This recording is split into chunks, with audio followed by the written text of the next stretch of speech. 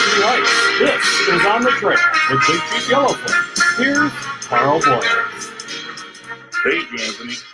I'm so excited tonight to have a special guest here with us, the 9th National Director of the Order of the Arrow, Mr. Matthew Dukeman. Matt, welcome to the show. Hey, thanks, Carl. I'm happy to be here. Welcome to being virtually in Northeast Ohio tonight. It's great to be in Northeast Ohio. A little balmier there than here, I heard, or vice versa. Well, we're having a hot day just in honor of you so that we can, virtually would feel kind of like the same. So sounds great. Well, we appreciate you coming, joining us tonight. And for our audience at home, Matt, how many years have you been director of the Order of the Arrow? So this is my 5th year in this role, started in 2015. And it's absolutely been a pleasure to have the opportunity to serve in this role. I work with a lot of incredible volunteers and individuals, and it's been a lot of fun. Where were you at before becoming OA director?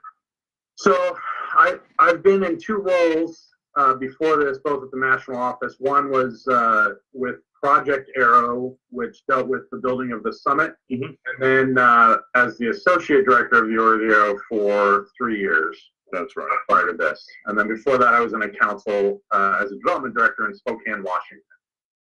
Got it. So, were you a youth member of the Order? I was. Yeah, I was a lodge chief, section chief, wow, chapter chief. My whole started out when I was 13. I got inducted into the Order of the Arrow and really found a love for it. This is not a position that I ever thought like, oh, I really want to do this job someday. It kind of just came about, and it was a little bit like coming home because a lot of the volunteers that I worked with as a youth, and so it's been a great opportunity to serve with them again, but in a professional capacity. That's awesome. So I assume you're a Vigil Honor member. Yeah. What's your Vigil name? It is Active Otter, and yes, 1996 was my Vigil class. So mine was 2000, and I got it as a professional scouter. And my Vigil Honor name, I have 2, technically. I have the one that the youth selected, but my beloved Supreme Chief of the Fire didn't sign off on it, so he changed it. The one the youth selected in Canandaigua Lodge in Evansville, Indiana, is Weasel Who Cries Aloud. And the one that my scout executive signed off on is Tall Camping Leader. Perfect. So, so I have on the back of my certificate, if you would go into my office, you would see the other name on the back of it written in, because the youth were positive that, even though they made me promise that when I would always get both as the Vigil Honor name. That's great. They were trying to figure out how to say Pickle Weasel Who Cries Aloud. Yeah, I don't think there's a Lenny Lenape word. Yeah, Lenny Lenape. The Delaware hadn't figured out pickling yet, right. So there was no translation.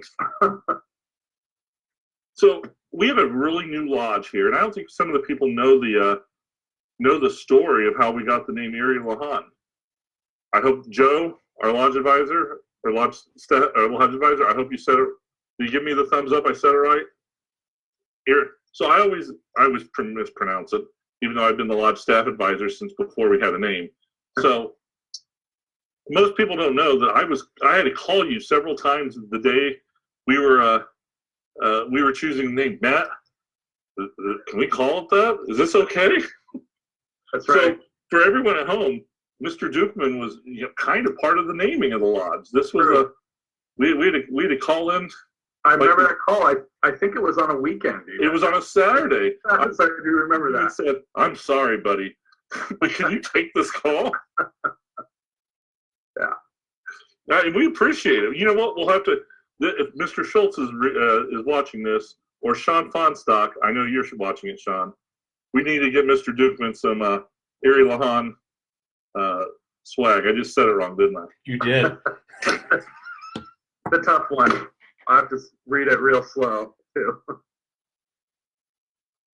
So let's talk about some things that's going on nationally. I know you just had a huge announcement. I mean, I was heartbroken because I wanted to come up and win the Ian Goodman Golf Championship NOAC this year, but you'll notice that I have my 100th anniversary NOAC patch on with me. Nice.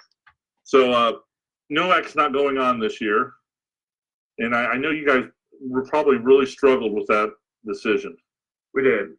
Yeah, it was a difficult decision, and in the end, it really came down to finances of individuals that were coming. We were starting to lose a large part of our staff that were integral in making it happen, because they either lost their jobs or lost their vacation, etc. And then, of course, the health and safety of everyone with COVID-19. It became very challenging to operate the event in a way that would allow everyone to attend. And there was some chance that if we didn't cancel it right now, that we could get a month out and it would be canceled, and then everyone would be there holding, they bought their flights, we bought the hatches, all those kind of things.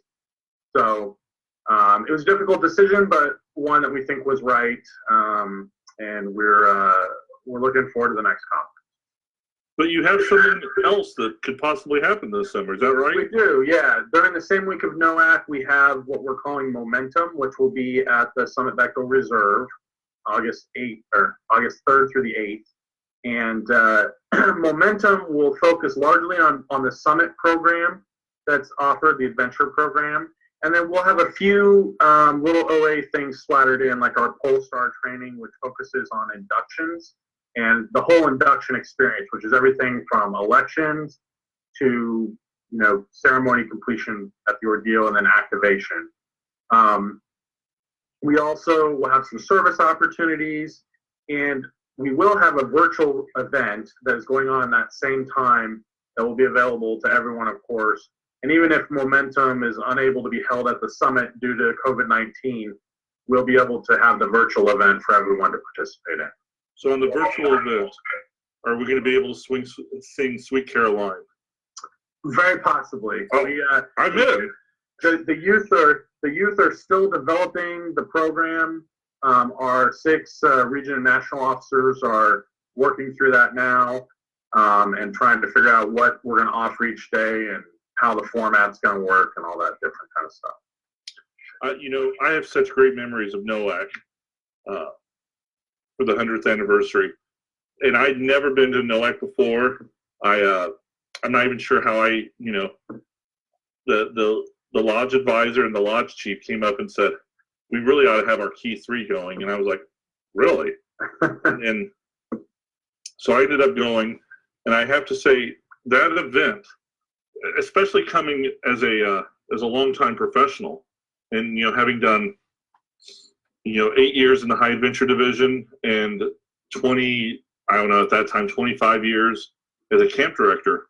I just was amazed with the intricacies of check-in, of everything. So we go into the stadium, we're walking up, and we're up in the nosebleeds. I mean, you guys couldn't have put us up any higher. I was yelling for a Sherpa to help me up halfway. No one came running either. And so we get up there, and we're sitting down, and all of a sudden, Sweet Caroline comes on, and I thought we were like, concert. I mean, the only thing that topped that was Frozen. I mean, let it go. And I'm sitting here screaming that I'm trying to take a video of it. You would not believe what's going on here. So there was a lot of other great things, and I will tell you this. If you're ever on the Lansing campus, and somebody tells you that there is an ice cream shop on the far end, and if you walk over there to go to the lodge advisor meeting, they'll buy you a milkshake. There's no ice cream shop. Sucker's bet. Darn young. Thank you. That's the largest campus I've ever seen. It is a big campus, and it is spread out, but it is one that lends itself well to us, especially in that centennial year where we had such a large amount of people. And you're right, the energy there is just incredible, and especially when you're in the Breslin Center there, and you can just feel the energy and excitement of everybody. It's an unforgettable thing. Crazy. So let's switch some topics here. You guys have had we've had some changes nationally with our ceremonies. And not to let anything out of the bag for people that aren't in the order. So if you're not in the Order of the Arrow right now, I need you to turn off for a minute. But there's some regalia changes, and there's some, and it's major for some people. Yeah.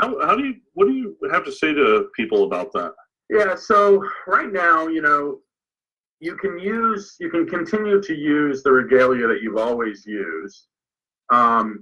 There is also the option to use like black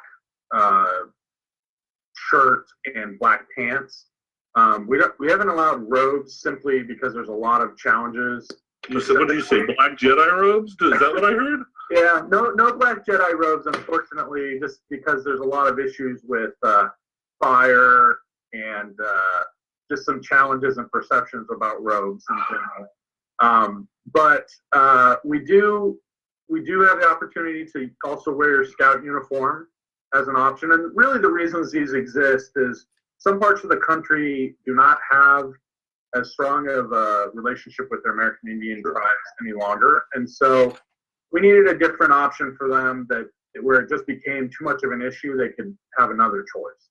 No, makes perfect sense. But I do recommend don't give up on the robes. That's right. Lightsaber is next, right? I'm just saying that, every member then can get their own robe, and you like go a little Ruth Bader Ginsburg on it for the women.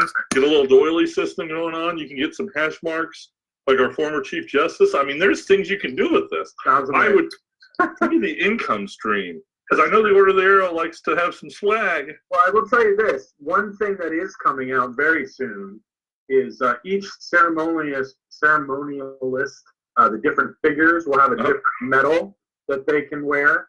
And we're a little delayed because of everything that's going on, but probably over the summer, those will be available for lodges to purchase for the ceremonial. Sweet. Yeah. So at Beaumont Scout Reservation, our Scouts BSA camp, I think you'd appreciate our call-out ceremony because it's integral to our family night program.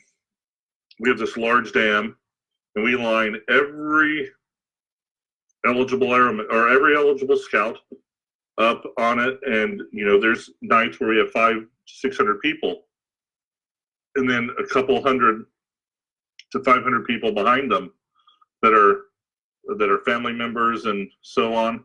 So for the last 9 years, we've really capped off our family nights with a tribute to the Order of the Arrow. It's a huge thing. Then we actually go into ordeals during camp. We do ordeals during camp. Wow. And it's a huge thing. The lodge has done a great job with it, and we're trying to navigate to how we can do something this summer, because we don't even we're waiting right now for the word of being able to operate or not this summer. So in Northeast Ohio and Lake Erie Council, the Order of the Arrow is a huge part of our Scouts BSA program. That's awesome. That is awesome. Yeah, one of our challenges currently, we've been getting a lot of questions about how to operate ordeals in these times, and we're currently working through how that's going to look. There's a lot of handshakes and things. People are touching, making contact. So we're trying to figure out the best way to navigate that, try to keep some of the traditions of the ceremony and still be safe. I think you should go to the elbows. Yeah, that should be the. I like it. You could almost form like a triangle or something, for the vigil. You could. And these are the things you guys need to send out, like a survey monkey or something. Right. Give us your thoughts. If you ever do a survey monkey about the robes, let me know ahead of time, because I will be like the champion of the robes. You'll be the guy posting the link on Facebook? Oh, well, I'm not that great at Facebook. I'm going to be honest with you, Matt. I didn't have an active Facebook account, and I'm not even saying my Facebook account is currently active. I didn't have it until, let's see, we've been in quarantine 55 days. About 54 days ago, I got an active Facebook account. So it's been hit and miss with that. So, but I would definitely have Anthony post it. There you go. So as long as you have a guy, that's good. We would make up, we'd make up pins and whatnot, robes. So the way much to go. Lots of swag. Oh my God, that'd be so much money. We could have like a new wing at the national office for the Order of the Arrow out of That's true. Just the robe sales alone. Robe sales would be very popular. You could have different materials. You could like get Kevlar for the people that are doing ceremonies close to the fire. This could be perfectly safe. So many options. So many. So what do you see this year, you guys had the National Order of the Arrow started a new program this year with Thrive. Yeah. And that really was really took off from the old Quality Lodge and JT. And that dates myself when I start talking about Quality Lodge. True. Sorry about that. Okay. I just got used to calling it JTE. Now you change it. We did. We changed it again just to mix it up. Yeah, I mean, so what's the big push with Thrive? What can you give us in a synopsis of why does Thrive make sense? So what we found over the last several years is that we, as an organization as a whole, have not been focusing on the main things, which are elections, inductions, and activation of our members. So we started to really put an emphasis on getting back to those things. If you focus on those, your lodge will grow and the organization as a whole will grow. It's kind of interesting to look at yearly. We have about 50,000 kids that are inducted, and only about 30,000 of them, elected, and only about 30,000 of them complete the ordeal. So you're losing 20,000 kids, which is just an incredible amount of people. So we really wanted to focus on those numbers, get more people in so they can have the experience, help build stronger lodges, stronger councils, all those things. So our main focus is on those three things, and we eliminated some of the other things that were a little bit more, they just made the picture blurry, and people would put their attention on those when they really didn't move the needle. Got it. What? So 50,000 to 30,000. Yeah. 20. Do you have any idea what it goes in from completing your ordeal to being quote unquote an active member? So we were churning about half of what would be inducted each year. We would churn out. We were losing. So that's pretty big. And so we are of course incredibly nervous this year with people not being able to do ordeals in the springtime like they normally would. It sounds like you guys have planned to do them at camp, which is great. We've already missed one ordeal opportunity. Right. So we've done things like extending the time that you can complete your ordeal to 24 months for that exact reason. We realize these are kind of unprecedented times, including offering opportunities for councils to do virtual unit elections, which we generally don't do for a lot of reasons. But the times are weird, and we need to move with the times in order to make sure that we maintain a large group of individuals.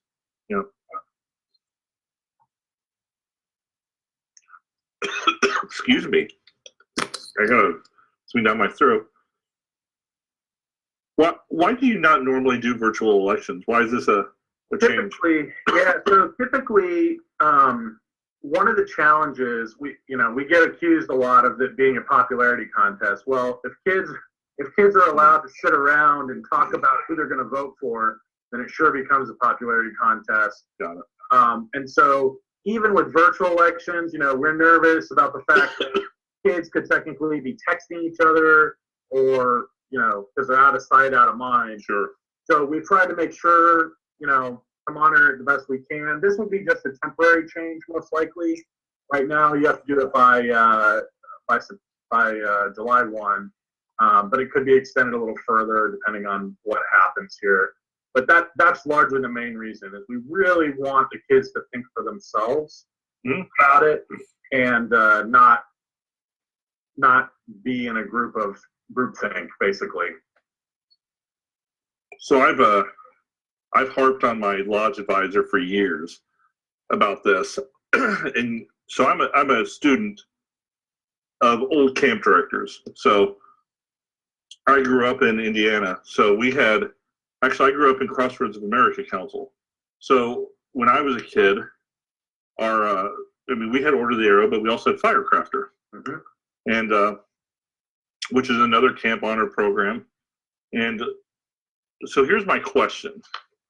So I often think that this is part of our issue because we struggle just like everyone else with election, going through ordeal and then activation. But sometimes when I think of the ordeal level as kind of an award, so to speak. that you're getting elected. It's recognition, and sometimes it feels like when we get a young man or a young woman now to go through ordeal, it's kind of like a lifelong commitment. That activation goes from, hey, not only do we want you to kind of be active and do this, this, and this, where's your deposit for this? I mean, it's a huge thing. Yeah. So, what are your thoughts with that? And I don't really have any conclusion for that. It just really struggles me, and I've challenged it to our lodge advisor and our lodge chiefs, and I know they get tired of me. So they actually asked me, "Are you going to ask Dukeman tonight?" Yeah. I said, "Sure, I'll ask Matt." So it is a challenge, and it's a challenge to you want people to not see it just as like an award that they get and then they move on. Mm-hmm. We want them to give back and to get involved and stay involved. And we do know that some people just don't. Mm-hmm. We do like to blame a lot of things on sash and bash, as they call it. But in reality, that isn't our biggest problem.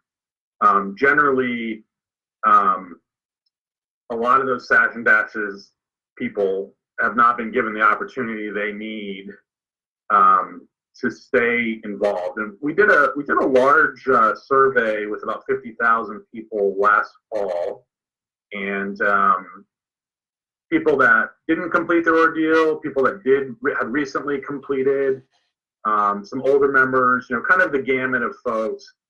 And the main reason that people stay in the Order of the Arrow is because they were asked to by somebody else.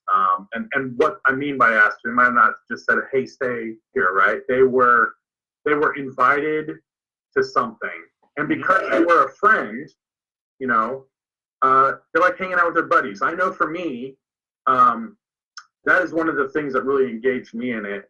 I had 4 hours to drive. We were a product of 2 lodges merging, right? 4 hours from one place to the other, basically. And I had become friends with the people at the other end of the council, and I ended up working on camp staff with them and everything. But I really was motivated to hang out, right, and see people and see my friends. And so that's part of it for young people, and I think our adults are in the same boat. Some of our adults, right, started as kids, and they've been friends with these folks for 40 years, right? And that's why we all love scouting in general. But it really is about giving back. Sometimes it becomes about the friendship, but we always got to remind ourselves that it's about creating that opportunity for young people again. And for youth, it's to teach them, right? To teach them serving. We get a lot of that in scouting, but this is like kind of on a higher level. Without a doubt. Well, thank you. That's a really good answer. I'll keep that with me next time I go challenging. There you go, Mr. Wallet and Evan, our lodge chief. What else anything coming down the pike or anything you'd like to share with us? How about your high adventure programs this summer? Sure. So our high adventure programs for the summer they're still going, although we are on a delayed start at every base. We follow what the bases are doing, so if they're delayed, we're delayed.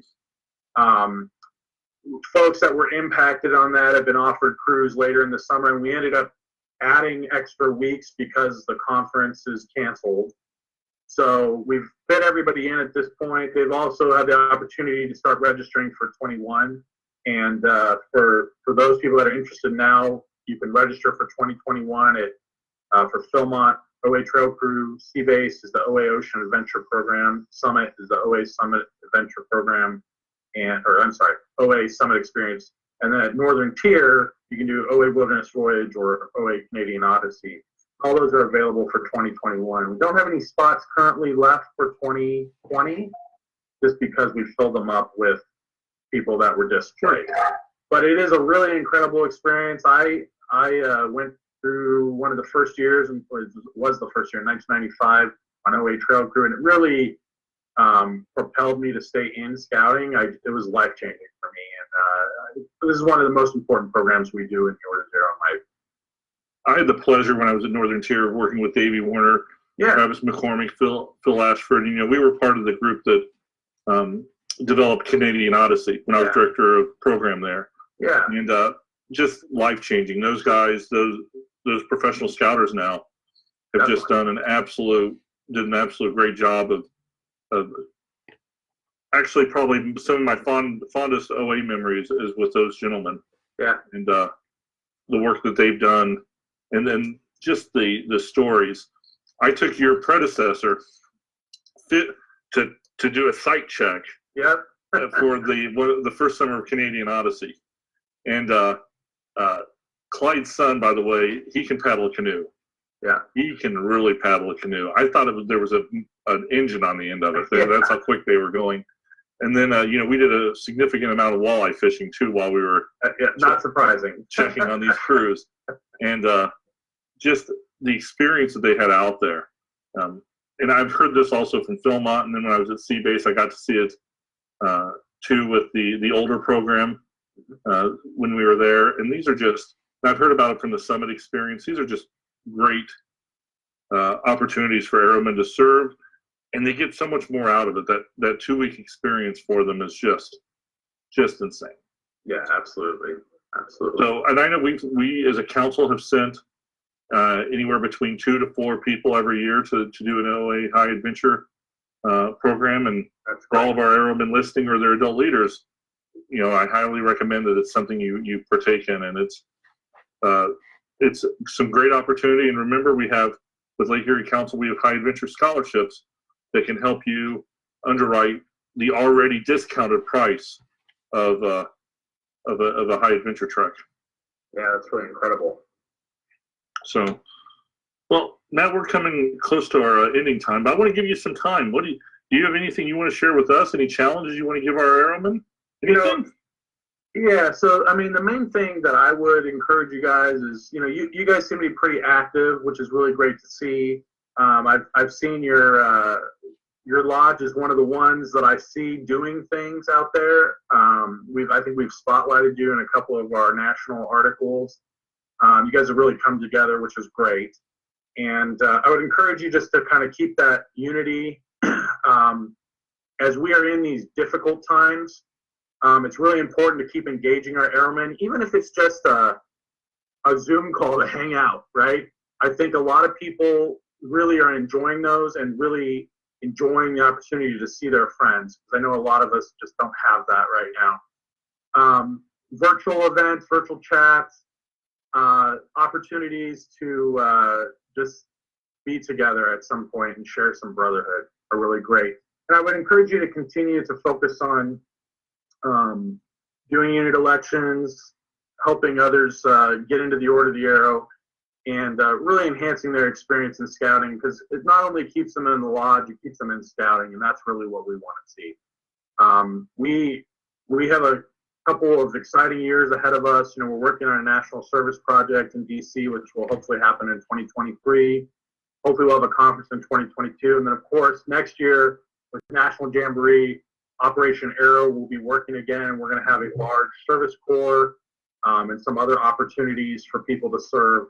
And if you haven't checked that out, you can go to our Jamboree website and like us on Facebook, Operation Arrow on Facebook, and learn more and sign up. There's lots of opportunities for youth, not as many for adults, but there's always a place to serve one place or another. And we definitely need Jamboree staff from adults, so you should consider signing up with that as well. So I really appreciate the opportunity to be on today. This was a lot of fun, and it's always great to see councils that are working hard to engage their members. Well, we're trying. Well, thank you for joining us. And as a little parting gift today, we would like to, in your name, recognize an airman this summer who's applied for a campership at camp with the Matthew Dukeman campership to Beaumont Scout Reservation. So that's great. Well, thank you. I'm honored. That's really great. Thank you. We'll make sure a good airman gets used to that too. Excellent. Well, Matt, thanks for joining us today. And everyone out in Lake Erie Council, thanks for joining us for another episode of On the Trail with Big Chief. Next week, I'm not sure who's joining us. We may be talking about camp next week, actually. We hope to be. So maybe our colleague and partner in crime, Camp Director Phil Williams, might be joining us.